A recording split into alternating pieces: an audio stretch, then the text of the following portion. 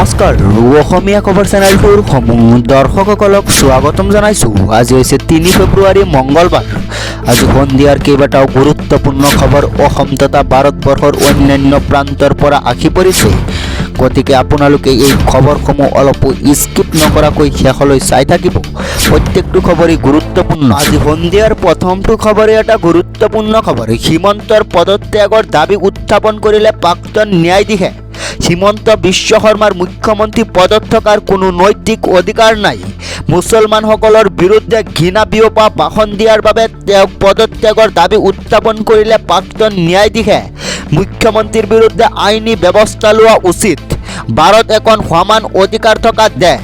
ইয়াত কোনো নাগৰিকক ধৰ্মৰ ভিত্তিত বৈষম্য কৰিব নোৱাৰিব। পৰৱৰ্তী খবৰ এটা গুৰুত্বপূৰ্ণ খবৰ। বিজেপিক ভোট নিদিয়া মানুহৰ নাম কাটি দিয়া হ'ব ভোটাৰ তালিকাৰ পৰা। 33% মুছলমান লোক থকা সমষ্টিসমূহৰ ভোটাৰ তালিকাৰ পৰা কাটি দিয়া হ'ব 10,000কৈ মুছলমানৰ নাম। ভিডিঅ' কনফাৰেন্সৰ জৰিয়তে বিধায়ক, জিলা আৰু মণ্ডল সভাপতিসমূহক বিজেপিক ভোট নিদিয়া মানুহৰ নাম ভোটাৰ তালিকাৰ পৰা কৰ্তনৰ নিৰ্দেশ দিছে দিলীপ শইকীয়াই। ইয়াৰ আঁৰত থকা বিজেপিৰ ভোট চুৰিৰ কুটিল ষড়যন্ত্ৰৰ সন্দৰ্ভত বিস্ফোৰক অভিযোগ অখিল গগৈ, লুৰিণজ্যোতি গগৈৰ। পৰৱৰ্তী খবৰ এটা গুৰুত্বপূৰ্ণ খবৰ। শিৱসাগৰত কাম কৰিবলৈ যাব এসমীয়া। দম আছে যদি 8 ফেব্ৰুৱাৰীত লাঠি লৈ আহক। শিৱসাগৰলৈ কাম কৰিবলৈ যাব 100জন মিয়াই কাম কৰিব শিৱসাগৰত। 8 ফেব্ৰুৱাৰীত দিনৰ 10 বজাত একেলগে থাকিব 100জন মিয়া। সাহস আছে যদি চিতু বৰুৱা বাহিনী আহক। লাঠি লৈ ভাওনা কৰি থকা চিতু বৰুৱা বাহিনী আহক। অপেন চেলেঞ্জ বাঘসেনাৰ নেতা ইউনুছ তামলীৰ। নগাঁৱৰ পৰা মিয়া শ্ৰমিক লৈ শিৱসাগৰ যাব ইউনুছ তামলী। লাঠি লৈ আহিবলৈ আহ্বান জনাইছে ইউনুছ তামলীয়ে। শিৱসাগৰলৈ কাম কৰিবলৈ যাব 100জন মিয়াই কাম কৰিব শিৱসাগৰত। এই মন্তব্য কৰিছে বাঘসেনাৰ নেতা ইউনুছ তামলীয়ে। পৰৱৰ্তী খবৰ এটা গুৰুত্বপূৰ্ণ খবৰ। মোক মানসিক শাৰীৰিকভাৱে শেষ কৰি পেলোৱা হৈছে। নিৰ্বাচনৰ বাবে মোক কাৰাবন্দী কৰি ৰখা হৈছে। মোক মানসিক আৰু শাৰীৰিকভাৱে শেষ কৰি পেলোৱা হৈছে। নিৰ্বাচনৰ বাবে মোক ৰাজবন্দী কৰি ৰখা হৈছে। বিস্ফোৰক মন্তব্য বিক্টৰ দাসৰ। মোৰ সততাক ভয় কৰে চৰকাৰে। জুবিনৰ ন্যায় প্ৰক্ৰিয়া ৰোধ কৰিবৰ বাবে মই ষড়যন্ত্ৰ। মোক সোমাই থৈ জেনজিক ভয় খুৱাব বিচাৰিছে। মই ৰাষ্ট্ৰদ্ৰোহী নহয়। অসমৰ ৰাইজে নিৰ্ণয় কৰিব বিক্টৰ দেশদ্ৰোহী নে দেশপ্ৰেমী। মই ভাগৰা নাই। মোৰ লক্ষ্যত উপনীত হমেই। পুনৰ বিস্ফোৰক মন্তব্য কাৰাবন্দী বিক্টৰ দাসৰ। পৰৱৰ্তী খবৰ এটা গুৰুত্বপূৰ্ণ খবৰ। চৰকাৰী চাকৰিয়াৰীৰ ৰূপজ্যোতিক ৰুধিবলৈ আহি আছে জ্ঞানশ্ৰী। চৰকাৰী চাকৰি ত্যাগ জ্ঞানশ্ৰী বৰাৰ। চৰকাৰী চাকৰিয়াৰী ৰাজনীতিলৈ দাপলি মেলিছে জ্ঞানশ্ৰী বৰাই। পুনৰ সক্ৰিয় ৰাজনীতিত ভৰি দিলে জ্ঞানশ্ৰীয়ে।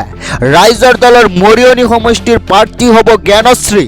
মৰিয়নিৰ বিধায়ক ৰূপজ্যোতিক ৰুধিবলৈ সাজু হৈছে জ্ঞানশ্ৰী বৰা। গোৱালপাৰা মহাবিদ্যালয়ৰ সহকাৰী অধ্যাপিকা আছিল জ্ঞানশ্ৰী। 2026ৰ বিধানসভা নিৰ্বাচনত অৱতীৰ্ণ হ'ব জ্ঞানশ্ৰী বৰা। বিৰোধী ঐক্যমঞ্চৰ সমৰ্থনত ৰাইজৰ দলৰ প্ৰাৰ্থী হ'ব জ্ঞানশ্ৰী। চৰকাৰী চাকৰি পদত্যাগ কৰি জ্ঞানশ্ৰী বৰা দাপলি মেলিছে ৰাজনীতিলৈ। প্ৰতি খবৰ এটা গুৰুত্বপূৰ্ণ খবৰ। টাৰ্গেট মাত্ৰ 2টা মাহ। অসমত থাকিব নোৱাৰিব কোনো মিয়া পাচলি বেপাৰী আৰু ড্ৰাইভাৰ। মিয়াৰ পৰা কোনেও ক্ৰয় নকৰিব পাচলি। মিয়া ব্যৱসায়িক বৰ্জন কৰক। মিয়াৰ গেৰেজত কোনেও মেৰামতি নকৰিব বাহন। মিয়াৰ গেৰেজতো নিষেধাজ্ঞা। অসমে অকলে যুঁজিব নালাগে, ভাৰত চৰকাৰৰ লগত আছে। এনআৰচিত 10 লাখ বাংলাদেশীৰ নাম চিনাক্ত কৰিছিল। তেওঁলোকক বহিষ্কাৰ কৰক এনআৰচিত আবেদন নকৰা। অসম আৰক্ষী, CRPF, BSFকে ধৰি প্ৰতিটো বিভাগক আহ্বান জনাইছে। অসমত 24 ঘণ্টাৰ বাবে ইমাৰ্জেঞ্চি প্ৰয়োগ কৰি বাংলাদেশী বিচাৰক। গাঁৱে গাঁৱে সোমাই ৰাষ্ট্ৰীয় বজৰং দল। 2 মাহৰ ভিতৰত গাঁৱে গাঁৱে হিন্দু সজাগতাৰ সভা অনুষ্ঠিত কৰিব। প্ৰধানমন্ত্ৰী টুগাৰীয়া হিমন্ত বিশ্ব শৰ্মা এক হৈ বাংলাদেশী খেদিব। হিন্দু বাংলাদেশীক অসমত ৰাখিব নোৱাৰিলে গুজৰাটলৈ পঠিয়াই দিয়ক।